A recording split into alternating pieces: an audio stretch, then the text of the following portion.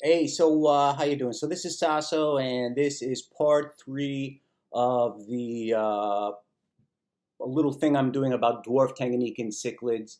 Before it was the pros and cons and whatever. So Tanganyikan cichlids, specifically dwarf cichlids and shell dwellers. What's the deal? I keep, I'm gonna do a 20-gallon shell dweller tank. I'm gonna do a 20 high Tanganyikan.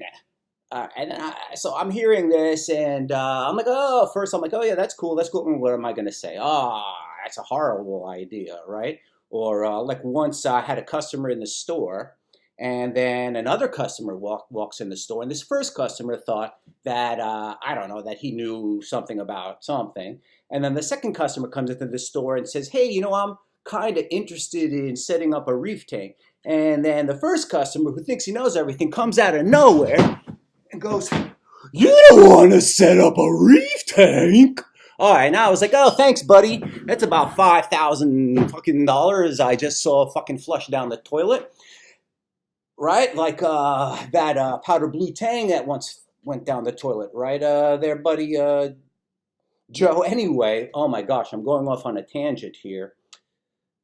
But if that guy had come in and said, hey, man, I want to set up a 20-gallon long Tanganyikan community tank, that's the appropriate time to pop your head out and go, "Oh, you can't set up a, you shouldn't set up a, well, you shouldn't set up a 20 long Tanganyikan tank.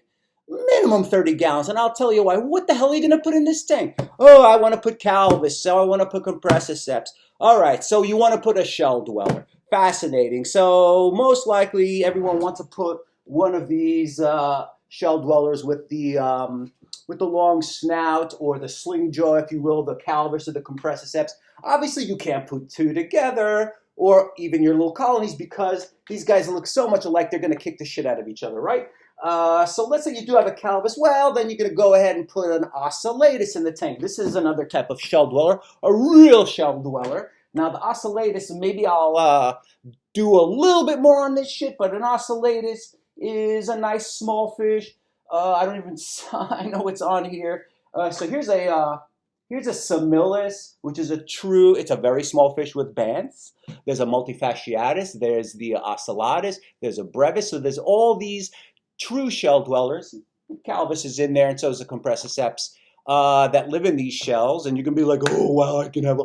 But honestly, a lot of those guys look alike. And even though this one has bands and this one has spots with an orange or a pink chin, think about it. It's a 20-gallon long. Do you think you're going to put a territorial African cichlid, Tanganyikan, that looks that two of them that look kind of the same? So an ocellatus with a multifasciatus or a multifasciatus with a brevis. What do you think's going to happen?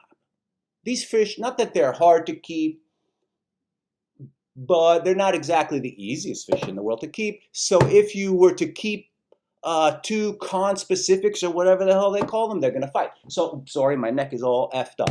A lot of these fish are way too big for these tanks. Xenotilapia, Julidochromis are okay, but eventually the Julidochromis, these kind of torpedo-shaped guys, and there's a bunch of them that have some nice colors. They're all about the same body shape, and then the bands and the colors are a little bit different.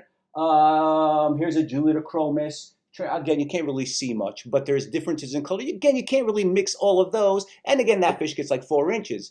So, I mean, I guess you could have a Julidochromis, you could have a Leilupi, a Daffodil. It's doable. It's going to look kind of shitty, I think. It's going to be a little bit difficult to really have a happy community tank if you have these guys all smashed into a 20 long. So if you had to put a gun to my head, right, and you said, Tanganyikan tank. I keep looking at myself over. Tanganyikan tank! I'm going to say, all right, man. So 20 long, right? You're going to put your gravel or sand or crushed coral on the bottom, and then you're going to put a ton of fucking shells, turbo snail shells, most likely, conches and such. Try to get a nice variety. You turn them up, over, let them, right? Put as many as you can in there. about 6 ocellatus or brevis, 6 of these little shell dwellers, multifasciatus, whatever. So that's 6 of them. You should have that's a nice little colony there where you should end up at least with 1 male or 1 female, so 1 of the other sex. And with those fish, I guess you could have a small group of you could probably do the calvus, for example. But still, they do get kind of big for a 20 long.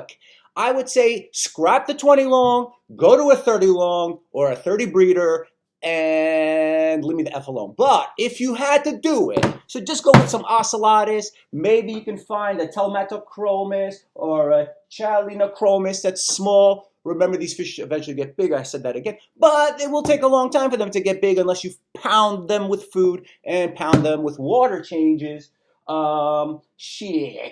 Meleagris, that's a nice shell dweller, true shell dweller that's going to fight if you put it with an ocellatus. You need to get a big tank, 20 long. Oh, so what would I put with these ocellatus? Probably a nice schooling fish. A schooling fish that can tolerate the high pH. Danios, most likely. White clouds. Maybe a tetra, but I probably wouldn't do a tetra. But if you can think of one, there probably would be fine. Anything, again, that can tolerate that high pH. There really are no dither fish in Tanganyika lakes that we get in the hobby that I can think of, like small fish. Maybe you could put rainbow fish with your ocellatus, some of the smaller species of rainbow fish. You could probably put things like glass catfish, maybe, I guess. They probably wouldn't like that high pH either. Any sort of a small synodontis cat that's going to stay really, really small, again, off the top of my head, I don't know. Even those upside down cats get kind of a decent size. There's synodontis, I think petricola, that stays sort of small. So, again, do the research. I don't like the idea of a 20-gallon African cichlid tank of any kind, unless it were to be specific to a species of shell dweller, and that's it. Maybe a ditherfish, probably not even that catfish, probably not even a pleco or even a freaking loach. None of that shit.